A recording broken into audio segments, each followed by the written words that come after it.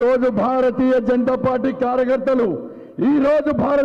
Party కార్యకర్తలు కాషాయపు జెండా పట్టుకొని కమలపు జెండా పట్టుకొని మా ఆకాంక్షలు నెరవేర్చడానికి మా ఆశయాలు నెరవేర్చడానికి నిర్మల్ గడ్డ మీదకి వచ్చిరు చెప్పి ఆ 1000 మంది వీర యోధులు పైనుంచి చూస్తున్నారన్న వాళ్ళ కోసం నినదించాలి మనం వాళ్ళ కోసం గర్జించాలన్న మనం వాళ్ళ కోసం గాండ్రించాలన్న మనం గర్జిద్దామా లేదా రెడీ కదా అరే ఇక్కడనే బైంసాలో నా పేద ప్రజలను నా యువకులను నా హిందూ సమాజాన్ని ఈ రజాకర్ వారసులు దారుణ మారణ కారణంతో హింస పెడితే ఆ బైంసాకు భరోసా ఇద్దామా లేదా ఒకసారి వచ్చాడు ఇద్దామా లేదా 17th సెప్టెంబర్ తెలంగాణ విమోచన దినోత్సవాన్ని అధికారికంగా జరపని చెప్పి భారతీయ జనతా పార్టీ అనేక సంవత్సరాలుగా ఉద్యమం చేస్తే మా అమిత్ షా గారి నేతృత్వంలో వారి డైరెక్షన్ లో ఉద్యమం చేస్తే కనీసం 17th సెప్టెంబర్ జరగకుండా ఇలా ప్రగతి భవన్ లో సేద తీరుతున్నా ప్రగతి భవన్ కు మన సౌండ్ వినబడాలా లేదా అరే ఎవరికి భయపడి తెలంగాణ విమోచన దినోత్సవాన్ని జరపలేడు ఆ దారు స్థలంకు మన సౌండ్ వినబడాలా లేదా ఇక్కడ సౌండ్ చేస్తే దారు స్థలంలో సౌండ్ కావాలి చేద్దామా లేదా 2 చేతులు ఎత్తాలి 2 చేతులు పైకెత్తాలి భారత్ మాతాకి జై శ్రీరామ్ వందే రామ లక్ష్మణ జానకి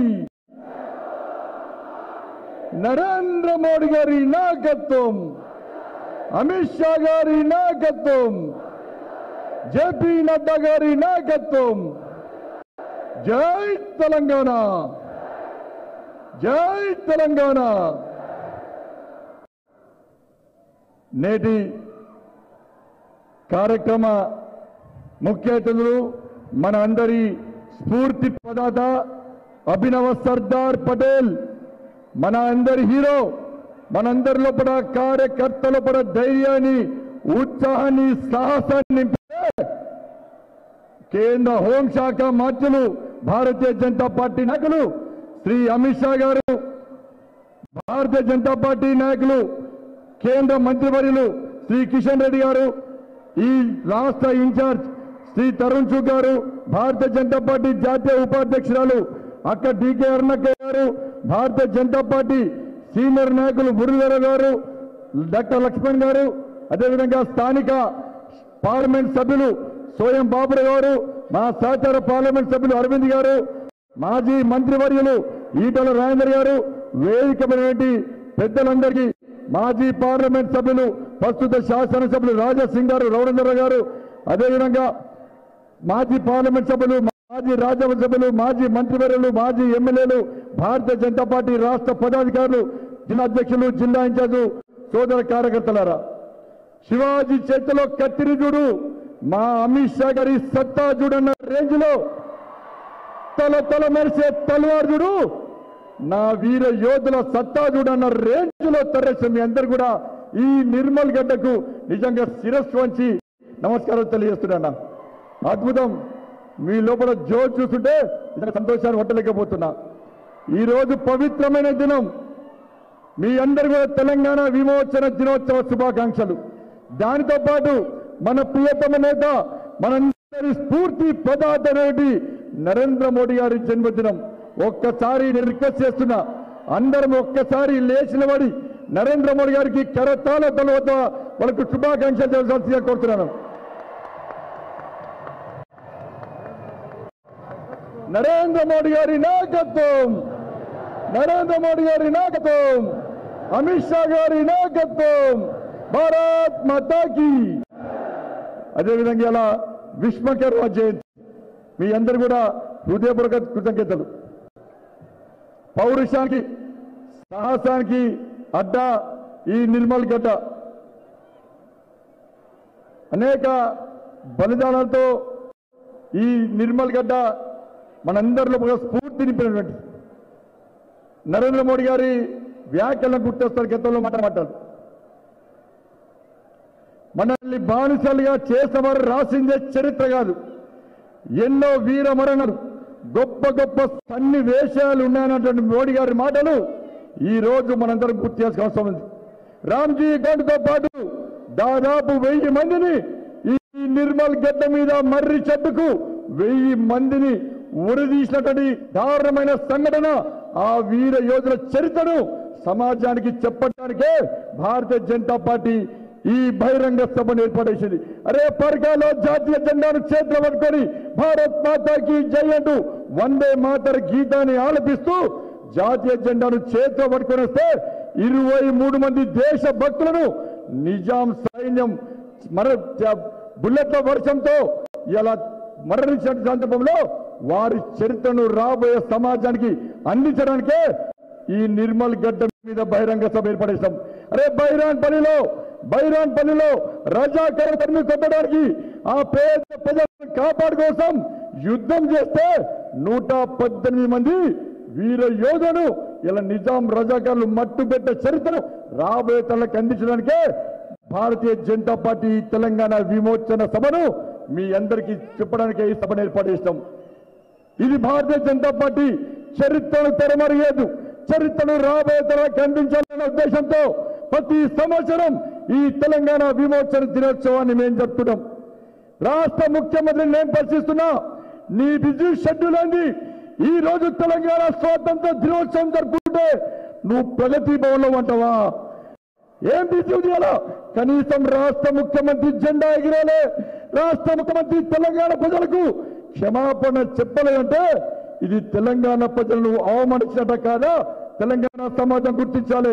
నేను డిమాండ్ చేస్తున్నా రాష్ట్ర ముఖ్యమంత్రిని వెంటనే బయటికి రా, వెంటనే తెలంగాణ ప్రజలకు క్షమాపణ చెప్పి తీరాల్సిందని చెప్పి ఈ రోజు భారతీయ జనతా పార్టీ డిమాండ్ చేస్తుంది.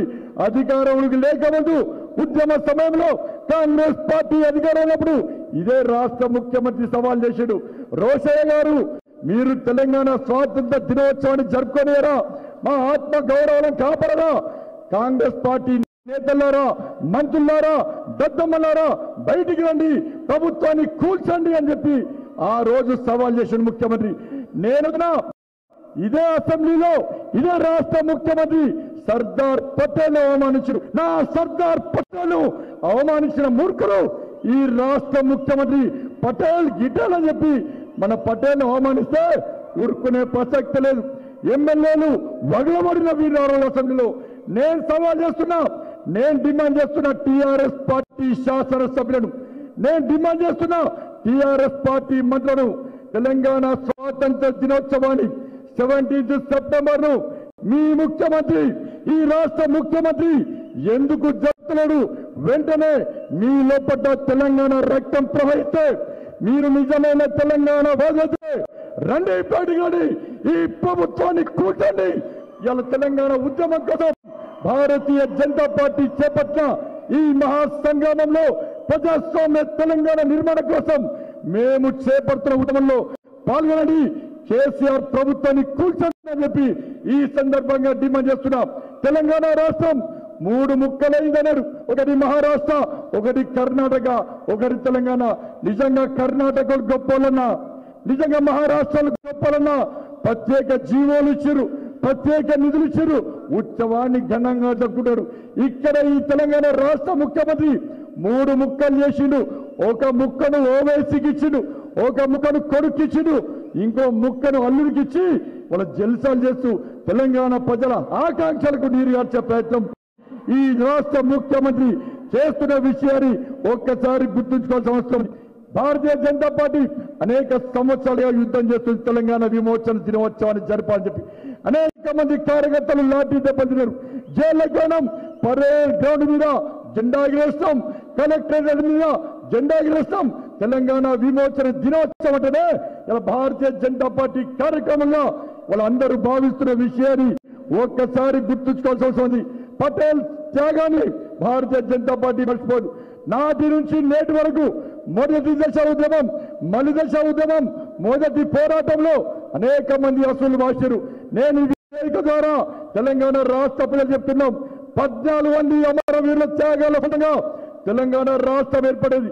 ఆ వీరులను భారతీయ జనతా పార్టీ మర్చిపోదు. మా ప్రభుత్వం అధికారంలోనే తప్పకుండా ఆ కుటుంబాలను ఆదుకుంటాం. ఆ కుటుంబాలకు తప్పకుండా పెన్షన్ సౌకర్యం కల్పిస్తాం. ఎవరైతే వీర యోధులరో వాళ్ళను తప్పకుండా ఆదుకుంటామనేటువంటి విషయాన్ని ఈ వేదిక ధరిస్తున్నాం. నా భారతీయ జనతా పార్టీ ఈ మూర్ఖుని పాలనలో అవినీతి పాలనను గడిల ప్రజా సంగ్రామ యాత్రను నేను చేపడుతున్నా. ప్రజలు తరుస్తున్నారు. మా అమిత్ షా గారి ఆశీర్వాదంతో, మోడీ గారి ఆశీర్వాదంతో గెల్లెదుగుతున్నాం. ప్రజల్లో కూడా చైతన్యం కలిగిస్తున్నాం. ప్రజలు పరిశీలిస్తున్నారు. 17 సెప్టెంబర్ ను నిర్వహించడానికి కేసీఆర్ కున్న అభ్యంతరం ఏందో రాష్ట్ర ముఖ్యమంత్రి చెప్పాలి. అరే తెలంగాణ రాష్ట్ర ఏర్పాటులో ఎంఏ పార్టీ పాల్గొనలే. తెలంగాణ రాష్ట్ర ఏర్పాటును వ్యతిరేకించిన పార్టీ ఎంఏ పార్టీ. నా ధర్మాన్ని కించపరిచే పార్టీ ఎంఏ పార్టీ. అరే బైంసాలో నా తమ్ముళ్ళ మీద, నా అక్కల మీద, నా చెల్లెల మీద జరిపిన దారుణ మానకరను భారతీయ జనతా పార్టీ మర్చిపోదు. రే పటేల్ లేకుంటే, సర్దార్ పటేల్ లేకుంటే వాళ్ళ తెలంగాణ పాకిస్తాన్ లో కలిసేది. రే సర్దార్ పటేల్ లేకుంటే తెలంగాణ రాష్ట్రం ఏర్పడేది కాదు. సర్దార్ పటేల్ లేకుంటే ఇలా నువ్వు ముఖ్యమంత్రి అయ్యేవాడి కాదన్న విషయాన్ని రాష్ట్ర ముఖ్యమంత్రి గుర్తుంచుకోవాలి. 17 సెప్టెంబర్ ఎందుకు చెప్తలేమని చెప్పడితే ఎవడో మేధావి చెప్పినట్టు నాకు ఎవడో మేధావి చెప్పిందట. గతంలో అనేక మంది చచ్చిపోయారు. రామ్జీ గోండ్, కోమరం భీం, సకలి ఐలమ్మ, దొడ్డి కొమరయ్య లాంటి అనేక మంది వీరు చంపారు. వాళ్ళ చరిత్ర చెప్తారట. తెలంగాణలో విధ్వంసాలు జరుగుతాయట. రక్తపు చరిత్ర మనకెందుకని చెప్పి ఎవడో మేధావి చెప్పాడ. నేను అడుగుతున్న రాష్ట్ర ముఖ్యమంత్రి చెప్పు, ఆ మేధావిలో రేపు ఈ నిండు బహిరంగ సభలో వాని ఇక్కడనే ఉరే చంపం. నా వీరుల చరిత్రను, నా సర్దార్ పటేల్ చరిత్రను తెరమరు చేస్తావా? నువ్వు వీరుల చరిత్రను తెరమరు చేస్తావా? జూన్ 2 నేను వ్యతిరేకించలే. 17 సెప్టెంబర్ ను ఎందుకు చెప్తాడో చెప్పాల్సిన అవసరం ఉంది. ఈయనట దేశ ప్రధానైతేనట. ఇటువంటి మూర్ఖుడు దేశ ప్రధానైతే ఇలా స్వాతంత్ర దినోత్సవాన్ని కూడా మార్చి ఆయన ప్రమాణ స్వీకారం చేసిన దినోత్సవాన్ని మాత్రమే చెప్తాడు. స్వాతంత్ర వీరుల చరిత్రను తెరమరు చేస్తాడు. కేవలము వీరుల చరిత్రను తెరమరు చేసి ఈయన కుటుంబ చరిత్రను రాబోయే తలకు అందించాలనుకో కుట్రలో భాగమే 17 సెప్టెంబర్ చెప్తున్నాడు. భారతీయ జనతా పార్టీ పక్కా అధికారంలోకి వస్తుంది. మా అమిత్ షా గారి ఆశీర్వాదంతో పక్కా అధికారంలోకి వస్తాం. నీకు రాజకీయ జీవిత చరిత్ర లేకుండా తప్పకుండా నీకు సమాధి చేస్తున్న విషయాన్ని కేసీఆర్ చూస్తూ నీ అవినీతి సామ్రాజ్యాన్ని కూకటి వేలుగా పగిలేస్తాం. నీ కుటుంబాన్ని ఈ తెలంగాణ రాష్ట్రం నుంచి తరిమి కొడతాం. నిన్ను వదిలిపెట్టే ప్రసక్తి లేదు. నా సర్దార్ పటేల్ కించపరిచిన ఎవరిని వదిలిపెట్టే ప్రసక్తి లేదు. పాఠ్యాంశాల్లో చేస్తాం సర్దార్ పటేల్ చరిత్రను. నీ చరిత్ర కూడా చేస్తాం. నీ చరిత్ర కూడా ముఖ్యమంత్రి కేసీఆర్ యొక్క నీచమైన చరిత్ర కూడా తప్పకుండా పాఠ్యాంశాలు చేస్తాం. ఈ నీచుని చరిత్రను రాబోయే తలకు అందించకుంటే, ఇలా తెలంగాణ ప్రజలను అలర్ట్ చేయకుంటే, ఇలాంటి దుర్మార్గులు, ఇలాంటి తెలంగాణ ద్రోహులు ఇంకా ఉద్భవిస్తే తెలంగాణ రాష్ట్రానికి తీవ్ర నష్టం తప్పటి. ఈయన చేసిన తెలంగాణ రాష్ట్రానికి కేసీఆర్ చేసిన ద్రోహాన్ని, తెలంగాణ రాష్ట్రానికి కేసీఆర్ వంచించిన ద్రోహాన్ని, తెలంగాణ రాష్ట్ర ప్రజలను ఏ విధంగా వంచించడో ఆ విషయాలు కూడా పక్కా పాఠ్యాంశాలు చేస్తాం. రాబోయేది తెలంగాణ రాష్ట్రంలో భారతీయ జనతా పార్టీ ప్రభుత్వం గొల్లకొండ కిల మీద అమిత్ షా గారి నేతృత్వంలో కాషాయపు జెండాను రెపరెపలాడించే అద్భుత సన్నివేశాన్ని మీ అందరికీ చూపించే బాధ్యత మాది. అందుకే సోదరులారా, కలిసికట్టుగా ముందు సాగం.